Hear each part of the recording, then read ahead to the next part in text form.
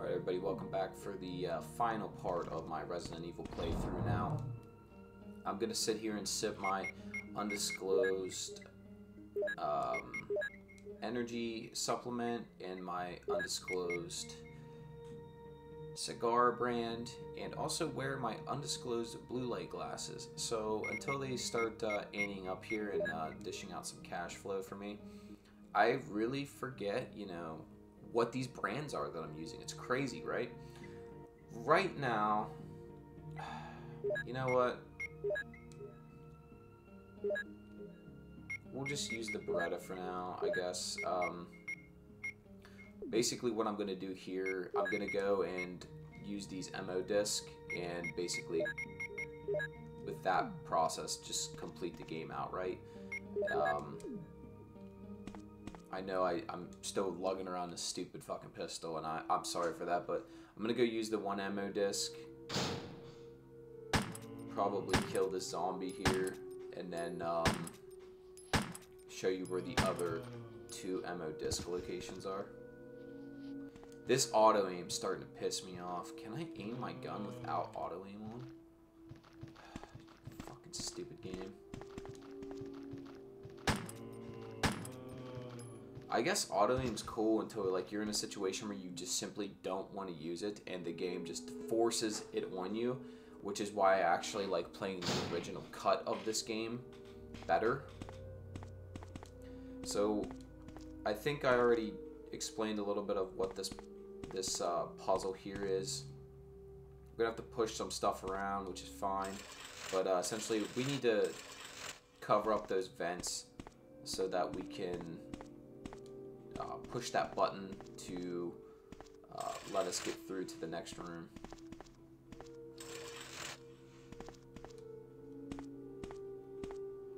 So in the process of doing so, that is one of the differences between these versions of the original Resident Evil. There are so many of them now, but originally there was the straight up '96 release, which was the best version of the game in my opinion, which had the best music. It was just the basic launch title, which just seemed to function properly all the time.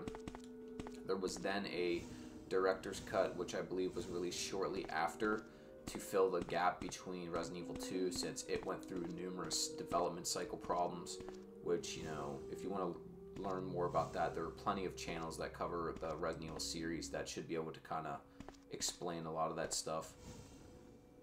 Can I walk? Okay. It's like the 80th time I feel like I've done this puzzle at this point. I'm just getting fucking sick of it, honestly. So, I'm going to push that there. Move this back. Interesting. I guess we need to maybe nudge it up a little bit. I don't know, but the director's cut, in my opinion, is probably the best way to play this, I guess, if you're new. I mean, I really don't know.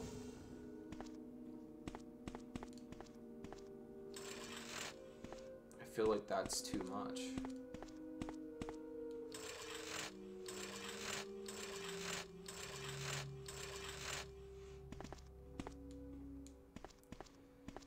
But the music in the director's cut, or I forget which cut it is now, the fact that I have to talk about so many is kind of annoying. I honestly don't even remember at this point, but I do know that there was a version of this game where the music was like redone, and it was just like fucking pathetic. I don't know what they were thinking, but they basically messed up the entire underground area. It's just disgustingly embarrassing.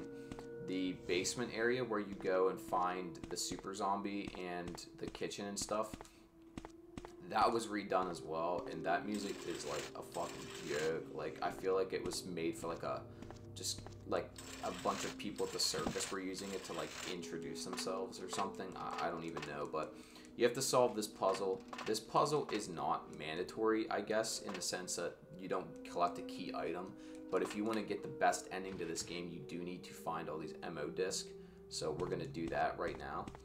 The best ending requires all three, and also your partners can't die up to this point. And we're in this, like, morgue area. There are a bunch of creepy areas here in this lab. I mean, like, we're coming in the aftermath of this virus, and these guys were putting people down. So I always wanted to think that, like, one of these bags would move or something, but they never really do. These machines here are what generate the passcodes to save our counterpart. So I'm going to use them up and make sure that we have, you know, plenty of gear to navigate the rest of this puzzle.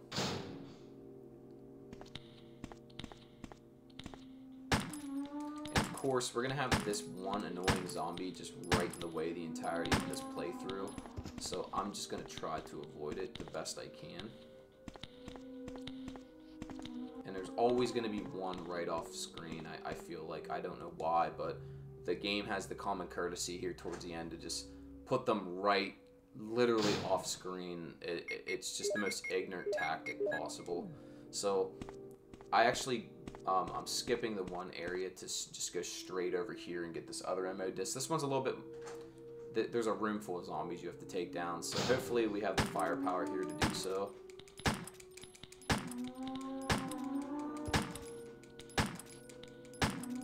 I am mashing the button like fucking crazy. Come on! Go down!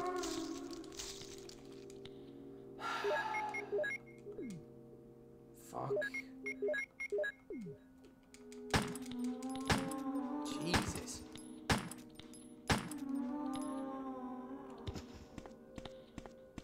I'm just gonna actually run around them. I'm sick of their shit. There's naked zombies. So here's the second ammo disc. You'll go ahead and use it to get the passcode here. There is a file back there on the wall as well that I kind of just ran by, but I mean, if you guys want to, I can go pick that up real quick as soon as I put some of these zombies down. We're running low on handgun ammo, shotgun ammo.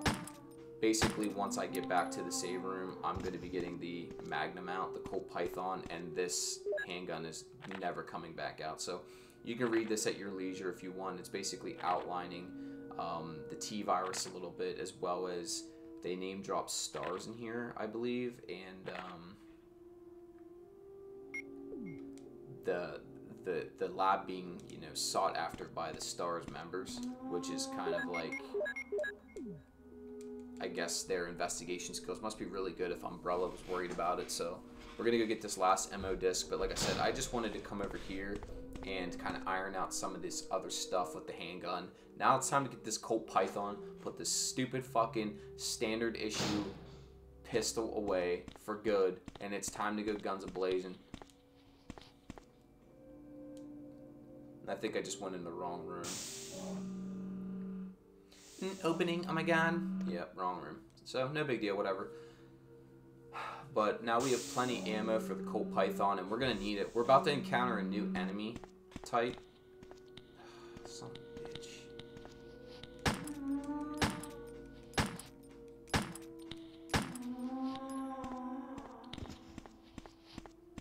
God, their feet clanking against that cement floor is so disturbing.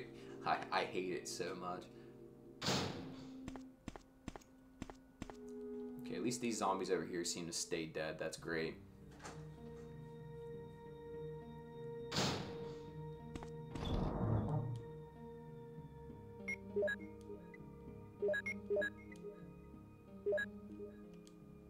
Alright, boys and girls and they, thems, and whatever respective sexual genres or whatever join us. We're about to go finish this game off. We gotta go turn the power on. I'm gonna show you how to do that. But first, we gotta fight our way through this new enemy.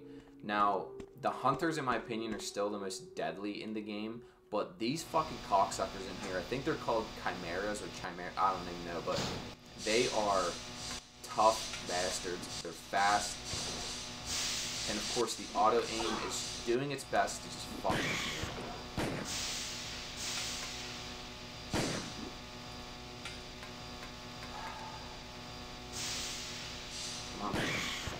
There we go.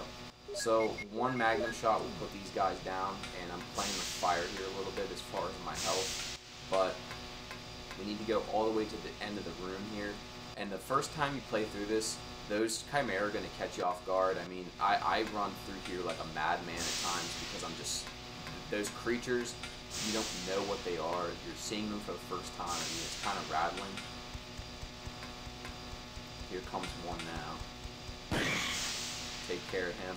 And when you shoot them, there's some sort of like bug or something that comes out of them, which is pretty disgusting also. I mean, none of the other enemies have that effect.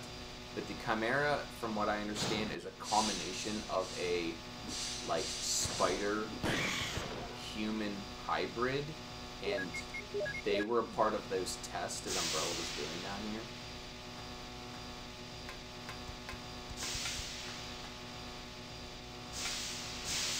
Okay, so it doesn't look like there's... Okay, I thought there would be one back here, maybe not. So here's the last area where we need to use the MO disc. We got the final passcode. And we're ready to rock and roll, but first we got to go back and turn the power on for the building or something. I really don't know. Oh my god. And I take care of these bastards best I can, but I mean, they're tough sons of bitches, so I mean, come on. I saw you moving over there, you fucker.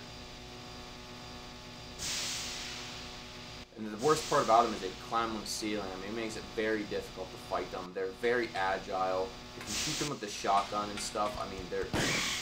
Oh, you creep. Fuck! God, I hate these things.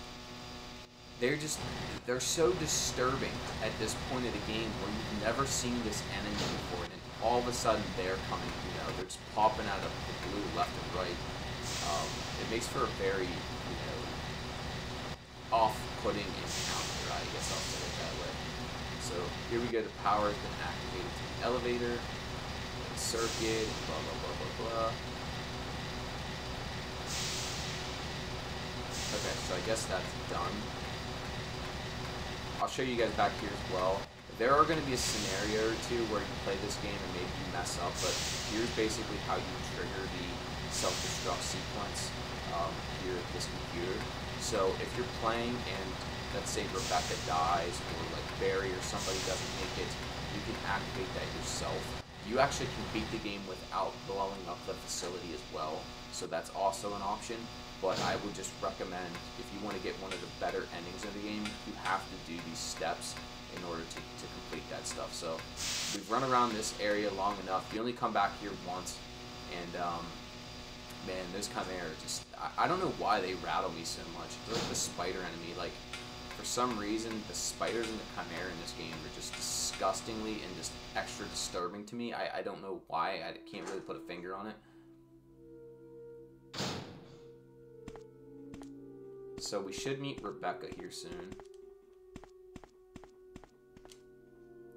And before I meet Rebecca, I actually should probably heal up because we're about to go have another encounter with some of our old buddies and meet some new ones. And again, I'm running a little low on health items. By now, if I would have done every single, you know, herb pickup and all this stuff, this game would have been a super big time piece of cake. I mean, there were still areas of the mansion I feel like I didn't use small keys, and I didn't have, I didn't collect all of the herbs and stuff.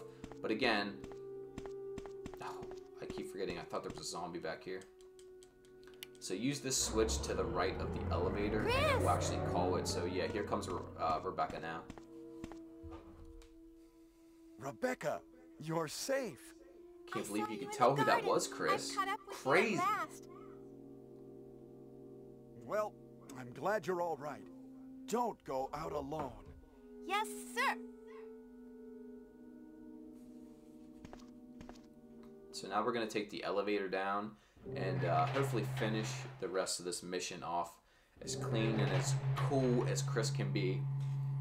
At this point, if you get Rebecca this far, I think she's good to go. We'll see, though.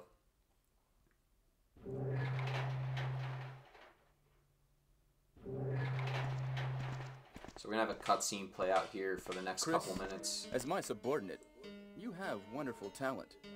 I would never work for a company like Umbrella. And Wesker, you were formerly with Umbrella. What do you mean? Since when have you been an Umbrella agent? And a traitor to the stars. Now you're wrong. I was formerly with Umbrella, yes. But now I'm prepared to face anything. even getting rid of you vigilante stars. Now, the worst possible situation has occurred. The failure of the experiment created a virus, a biological weapon, polluting the entire lab. No, the worst happened with the Tyrant virus. I lost some of my STARS team members because of it. You killed them with your own hands. Did you kill Enrico? Really? Yeah, like this. Jesus. Rebecca! Don't move! If you do, I'll kill you. Chris, I have something to show you. Now, walk. So we've been coerced by Wesker to follow him into the lab area, and here's where we meet the tyrant creature that he was talking about.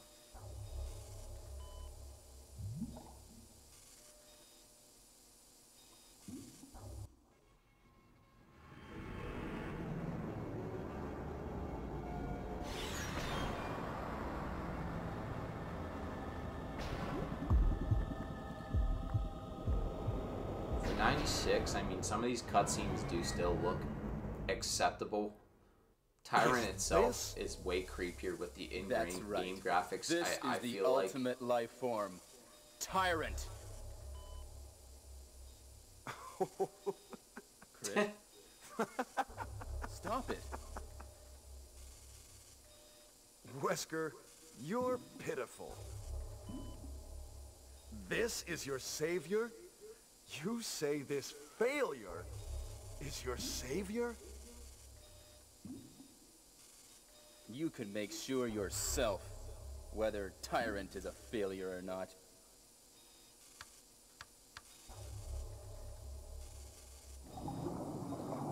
So Wesker, out of anger, I guess, just sets Tyrant free here. I thought that was like a gag reel where he just starts laughing. You stop it! Don't you laugh at that, Tyrant! Like, we're bullying Tyrant, yeah.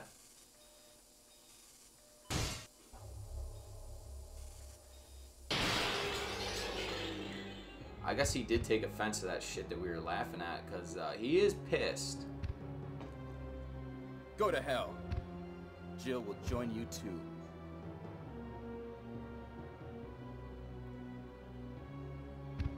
What? Don't come this way! No! That's what you get, dickhead.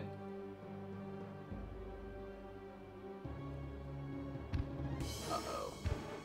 Showdown! You can't kill me!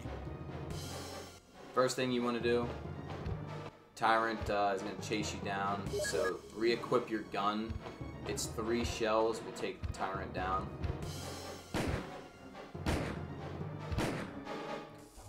So, currently he is incapacitated, but I'm going to check around the lab here just to see if there's anything lingering. I don't think there is. You can check Wesker and some of the other equipment here, but I was hoping maybe there'd be some Magnum shells or some shotgun shells or something, but of course the game doesn't have the common courtesy to do that for you. Alright, so I'm gonna re-equip that. Let's go check on... Oh, son of a bitch. There's a door lock mechanism somewhere here. I gotta remember where it is. Okay, so... You have to unlock the door, sorry. Now we can be on our merry way here. Let's go see how Rebecca's doing.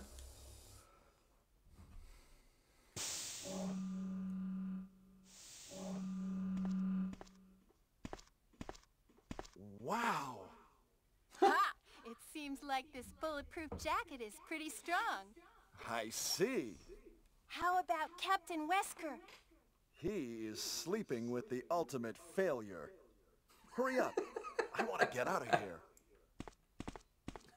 The ultimate failure. What a punch to the gut, man. Chris, you're out of control. So luckily Rebecca had a bulletproof vest on and took that shot, I guess, like a champion.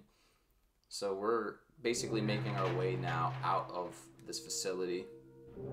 Excuse me, Chris. What, Rebecca? I saw a research file in this lab. It said that a great deal of research on the Tyrant virus exists right here. We should blow this place up.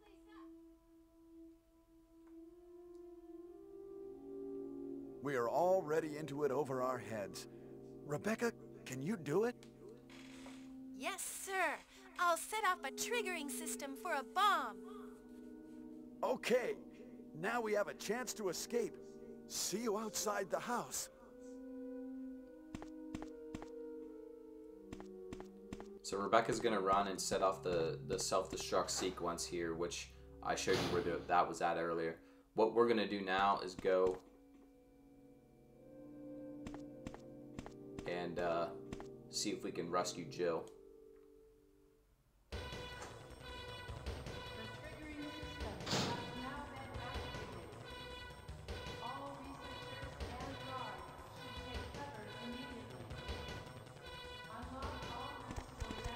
Ah!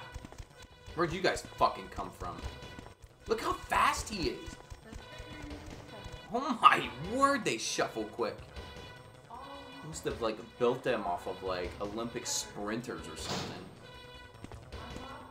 I don't think there's... Okay, so there's nothing down here. So what you do, you can do this beforehand also, but you just come to this device, and with the 3 Modisc printouts, basically, or whatever they are, these passcode. Oh my goodness, I keep mashing X too hard. I keep mashing X too hard, okay. Holy shit. You enter those there, and basically it will unlock this double door. So what we need to do here is go to the end of this hallway, and run for a little surprise. I accidentally missed a cutscene. You can come see Jill before this, and she'll talk to you a little bit. Are you there? Chris? Jill, are you there? Jill, you're all right. Yes. Wesker is here. He's... Oh, I know. Anyway, let's get out of here. Yeah, let's get the fuck out and go home. So yeah, Jill basically knows from the start. At the beginning of the game, like I said, I thought it was something along the lines of, you know, they got ambushed and Jill drops her pistol or whatever, but it's actually Wesker must have put her at gunpoint and then basically escorted her over here to this jail cell. Now, my question to you guys is, how did Wesker get Jill all the way over here in one piece? Like, and also rendezvous back with the team. So he must have himself a set of Eagle and Wolf medals, all 4 crests, all of those keys to navigate the mansion, all of those keys to navigate the guardhouse, and all of this other stuff. Wow, look at that bastard. And then he basically then went back to the mansion itself and then was navigating around as well. So there's just a lot of stuff, I guess. Just, you know, why? So I'm gonna get these fucking zombies out of my way real quick. And what you want to do is head back. Can we get through the door, Chris? Come on, dude.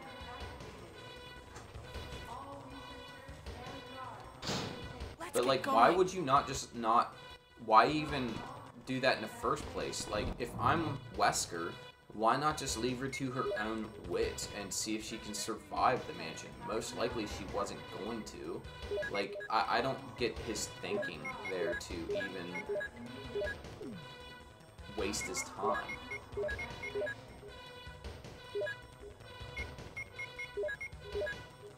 Whoa. Alright. So let's reload this, and we're gonna head up this ladder.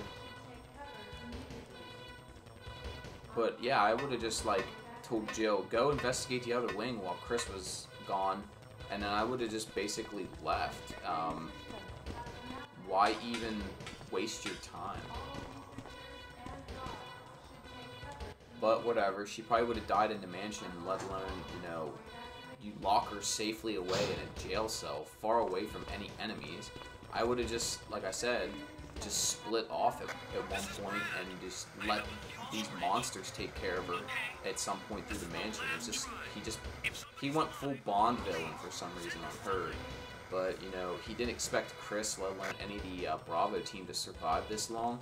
Enrique, I believe, you know, was on the right track. He, I thought had the crank on him. Maybe he didn't, but just with his ability to navigate to at least to those caves, it proves to me that Enrique was able to not only fight the zombies, but he was able to battle the hunters and the other creatures pretty competently. So he was probably the best of the soldiers, which I believe he was the captain of the Bravo team. So like Wesker, he was in control of that squad. I believe overall Wesker was the leader of the STARS group itself. I set off the triggering system to the bomb. Great! Rebecca, Brad's up in the helicopter.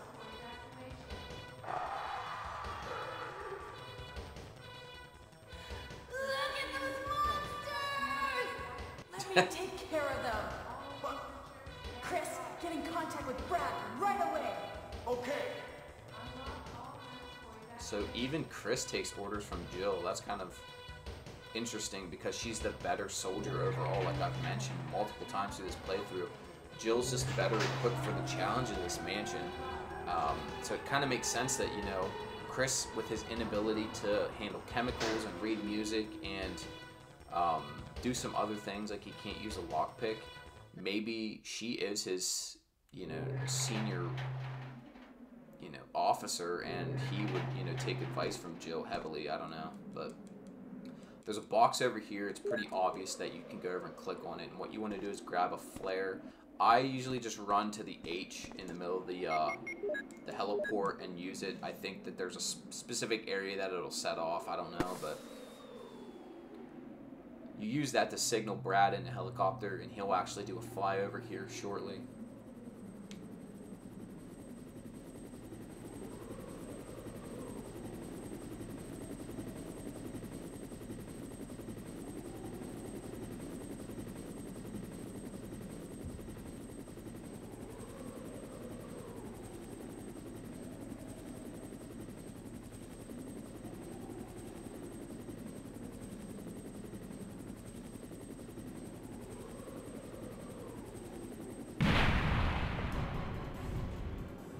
From the ashes, here comes the Tyrant for one last standoff.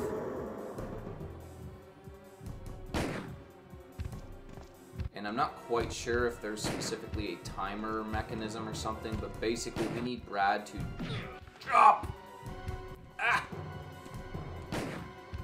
We need Brad to drop us a weapon here. I like to not get too much ground on the Tyrant, specifically because if you do, I believe he'll just charge you outright, so I just won't do that.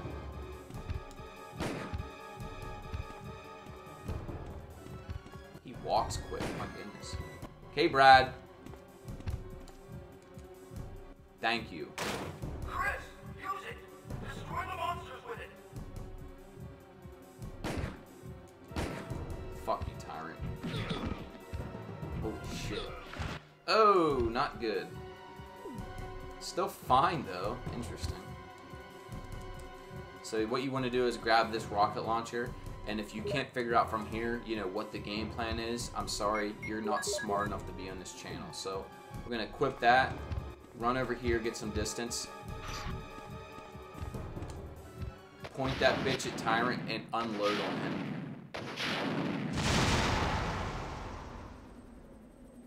Now, if you're wondering where like places like Burger King and McDonald's get their meat from, well, you've just seen the slaughtering process.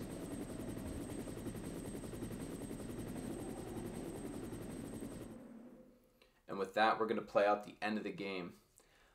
I luckily was able to save Rebecca and keep her alive for the entirety of the playthrough, and each character has a character that they need to save at the end of the game. It's not really told to you. I guess you have to figure it out on your own, but for for Jill, it's Chris. For Chris, it's Jill. So that's very key that you get those MO discs to do that. This game has multiple endings as well. I mean, you could finish with 3 characters at the end. You could finish with 2, 1. I mean, I've seen it to where you don't even have to blow this mansion up, and there's like a silhouette of Tyrant in the woods watching you fly off. I mean, the game has multiple reasons to replay. Rebecca's just zonked out, man. She's probably been up. This is probably like almost like 48 straight hours at this point that she's just been on this mission. So I wouldn't be surprised if she's gotten a plane immediately. It was just exhausted to the point of just dead. She just passed out. I guess to talk about this game real quick through the credits here, I had so much fun playing this. I forgot how good this game is now. This game came out in '96 and it's 2022 as of the recording of this video. This game is still fun. The challenge is still rewarding. The gameplay is still addictive. The puzzles are still challenging. The characters are engaging. And I mean, there's obviously some issues. I mean, like, the game hasn't aged very well from like a graphic standpoint, but you can still, it's still creepy. The voice acting is lacking quite a bit. I mean, Rebecca is the only one that was okay, but even Chris, I mean, Rebecca, is that you? And they're like 10 feet apart. Like, who the fuck else is it, Chris? Are you seriously blind? Did you leave your reading glasses at home or something? Like, fill me in. The enemies are still challenging in this game. It's just a good game. I could see myself playing this with my grandkids and still having fun with it. And like in like 20-30 years, I mean, this is just a great game to play. I recently played through Alan Wake and didn't like it, but I mean, like, it doesn't matter when these games come out. If you make something with care and with attention to detail, it will stand the test of time no matter how much more powerful systems get and how much more graphically efficient the PlayStation 5 and 6 and 10 and 20 will be. This game will forever have a purpose in my life as far as like replayability. I can never get enough. For that, I mean, that there's a reason why when I played this as a kid, it had such an impact on me. Is because it's just one of those games that will stand the test of time forever. I mean, I don't want to get too like emotional or whatever on this, but I mean, like, at the end of some of these games I've been playing, man, they're just such great stories with such great outcomes, and I love the characters so much. It was just so much fun playing that game from start to finish. I want to accompany this with a remake playthrough with Chris as well, just to show you guys the differences between the two games. There it shows you, gives you a rundown of your total time and saved and stuff. At the next screen, I believe it's going to show me the key. What a tough guy! Ugh. Nice, we did it. Get that cool little picture of Chris and Jill and the characters at the end. I love the touches that Capcom put on these early games. They were just so good. The teams that worked on these put so much thought into it. So there's the special key. And I don't know. Maybe if I get bored enough, I'll do a Jill playthrough or something. I'm not quite sure what I'm going to do. But that's Resident Evil 1 on the PlayStation. Absolutely etched forever as far as a game that I will forever play. It's so good. The playability is just top notch. Again, I'm not speechless, but it's just one of those things where it's tough to really put into words what this game meant to me growing up and what it still means to me today. So that's it for my playthrough Resident Evil. If you sat through this, I appreciate it, and on to the next.